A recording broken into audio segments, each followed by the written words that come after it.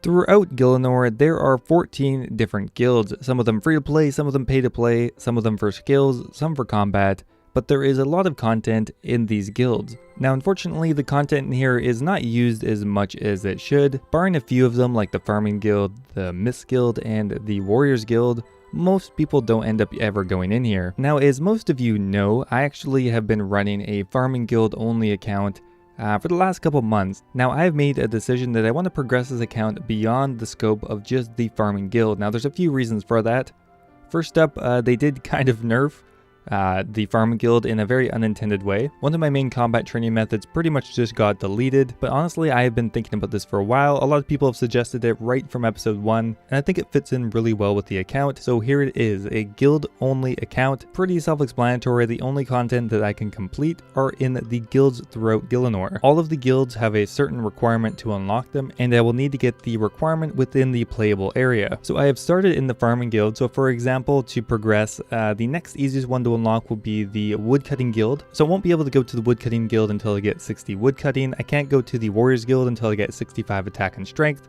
I can't go to the cooking guild until I get 32 cooking, and I can't go to the ranged guild until I get 40 ranged. I will be creating a map that will show the exact areas that I am allowed to go in. For some of the guilds, like the Farming Guild, I have expanded the playable area a little bit. Some of the content was required to progress further with this account. There will be a few exceptions for tool items like the fly fishing rod, the brown apron to enter the crafting guild, and a few other minor items. So there will be a playlist in my description, so you can go ahead and watch the first few episodes of the Farming Guild only account, where I've progressed into the mid 70s for farming as well as some other skills. Anyway, without further ado, let's get started.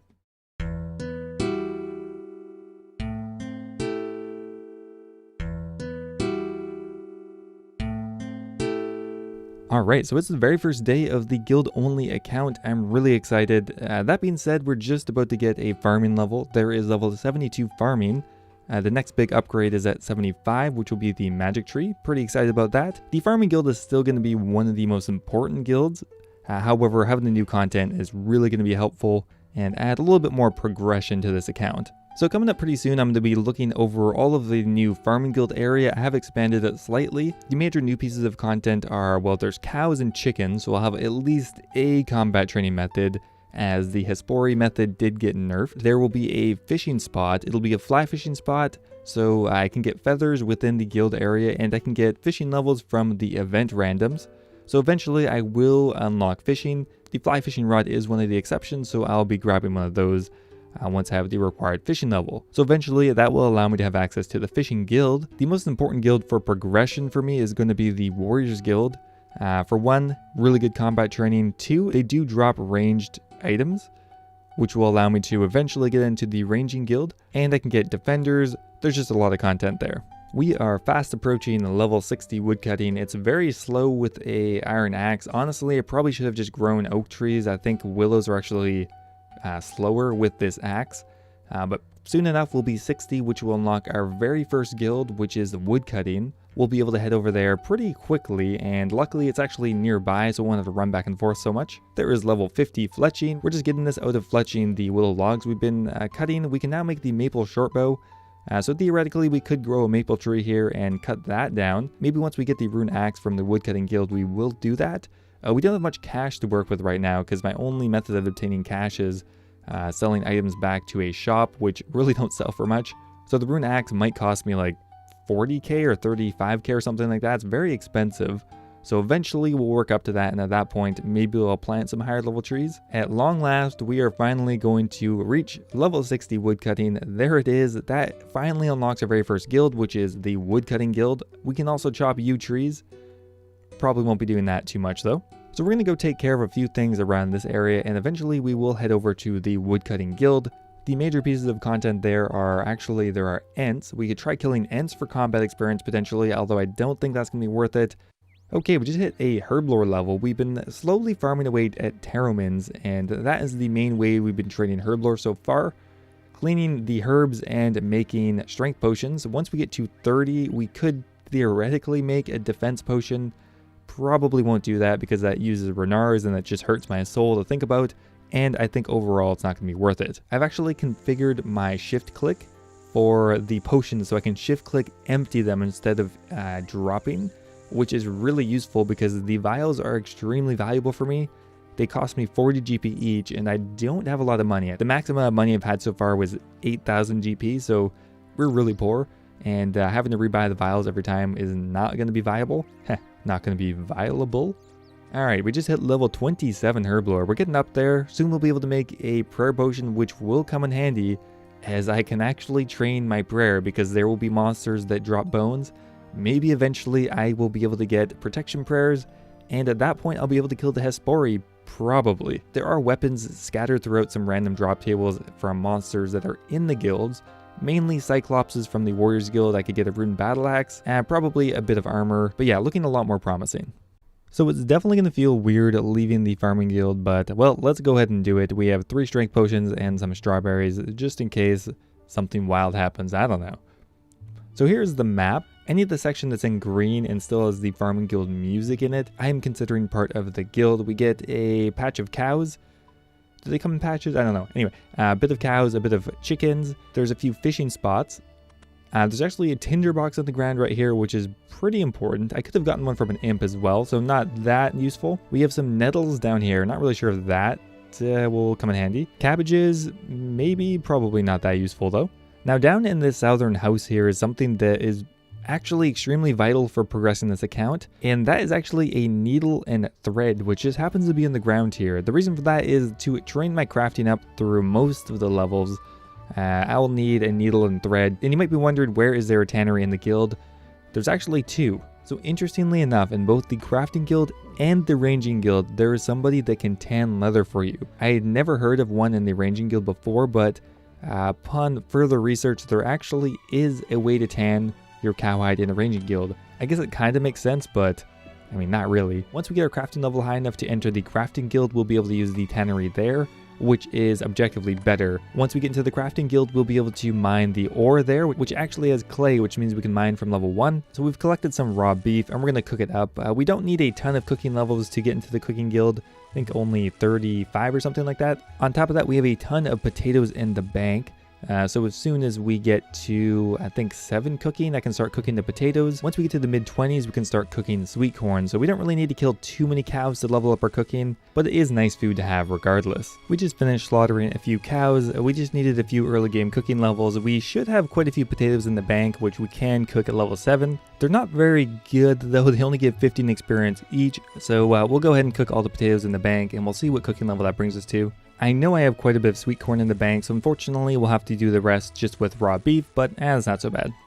Yeah, potatoes kind of suck. I only got to level 14, and I think I had 100 in the bank. I thought I had more, but I was using it as a food source for a while.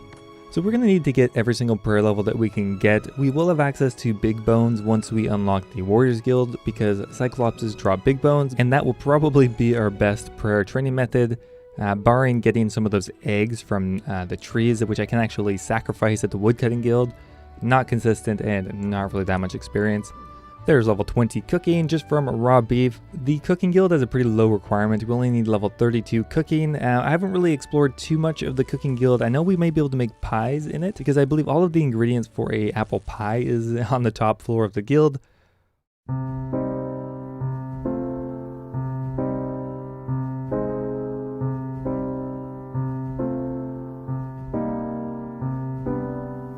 Alright, we are about to take our very first step into the woodcutting guild. Finally, new content. Let's have a look around. So the woodcutting guild has, well, mostly things related to woodcutting, but there are going to be a few other things that will have other applications.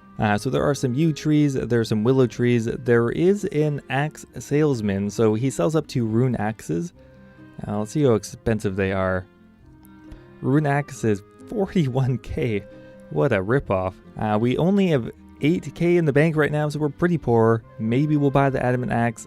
And it does have a benefit beyond just woodcutting, because it is actually a weapon, which will actually probably be my best in slot weapon until I make it to the Warriors Guild. There is the egg shrine in the corner there.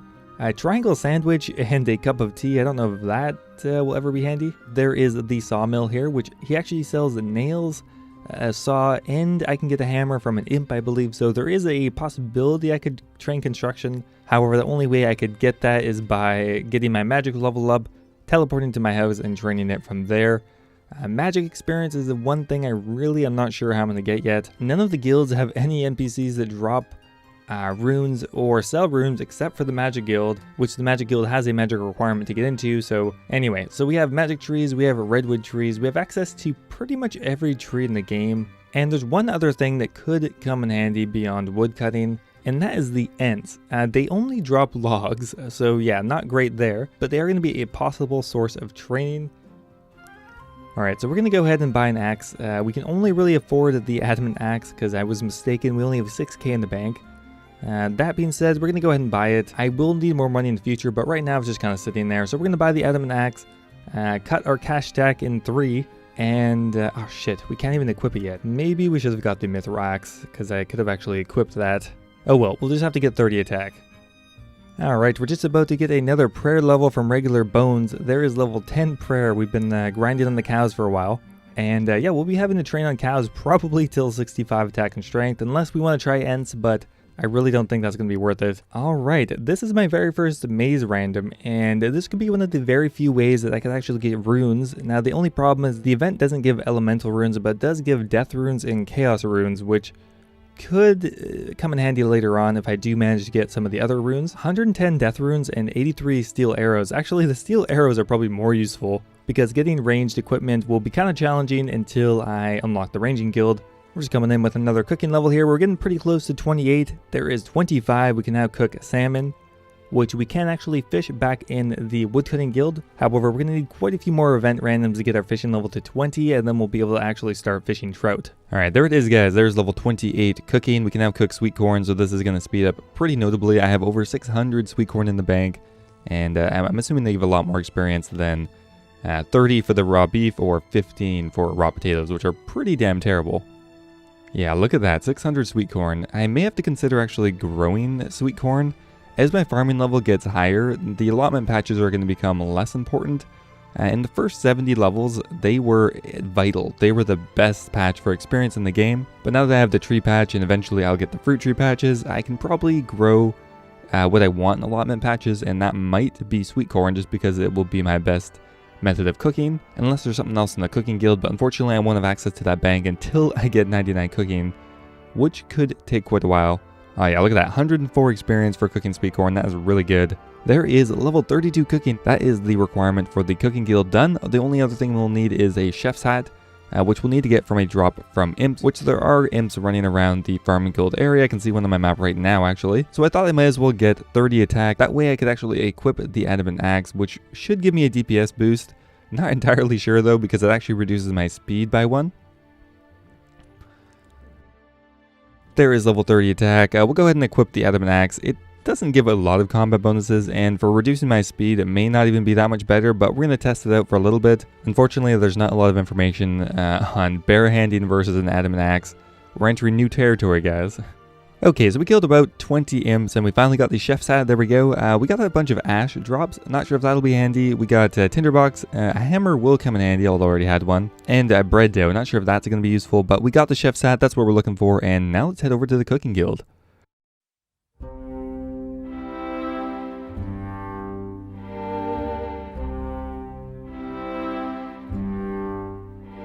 Here we are in the cooking guild. Let's enter it for the first time. Alright, so on the first floor we have the head chef. A bunch of stuff on the table, but we can't actually pick it up. There's a chocolate bar. Unfortunately, we can't go through that door until we have the hard Varrock diary or 99 cooking. There's actually a pie shop here, and this may actually be my best source of food. The main drawback right now is there's no bank here, so I have to run all the way over here, and it might not be worth it until I can actually access the bank. But we do have access to the garden pie as well as the fish pie. The fish pie actually gives a +3 fishing boost, I think, and the garden pie gives a +3 farming boost, which will be extremely important once I get higher level in both farming and fishing. For example, right now I could buy a garden pie and plant a magic sapling, even though I'm only 72 or 73 farming. The cooking guild does. I'm not sure if I could use that to get into the fishing guild at level 65 fishing. In the series, no, I don't think that's possible. We have some cooking apples here, as well as a bowl and a cake tin. On the top floor, we have grapes and a jug. So we'd actually be able to make our own wine. If we could fill it up here, that would be amazing, but I don't know if there's actually a water source. Anyway guys, that is going to be the end of my very first episode of my guild only account. Here are my stats I'm finishing the episode with. We're up to 30 attack, 27 strength, 27 defense, 14 prayer. In the farming guild, we got up to 47 thieving on master farmers. We have 27 herblore, 60 woodcutting, 72 farming, 52 fletching, and 39 cooking from today. Anyway guys, let me know what you think about this episode. Is there anything you would like to change for the future? And I have one question for you guys. How do you think I should train magic? I think there is going to be a way, but let me know what you think. Anyway guys, thanks for watching. I appreciate it, and I will see you next time.